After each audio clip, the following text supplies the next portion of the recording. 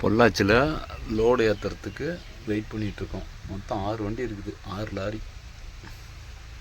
நம்ம கம்பெனி வண்டியே 4 வண்டி. இப்போ எனக்கு தென்னந்தோப்பு எவ்வளோ நீட்டாக இருக்குன்னு பாருங்கள்.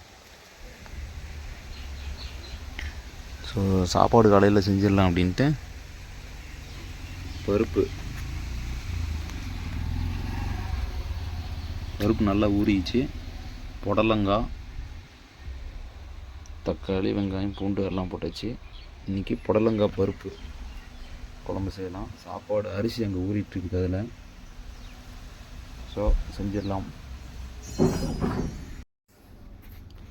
பாசி பருப்பு குழம்பு எப்படி வந்திருக்குன்னு தெரில, நல்லா வந்திருக்குன்னு நினைக்கிறேன்.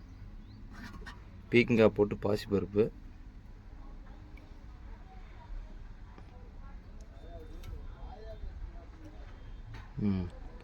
வாசமே கமங்குது.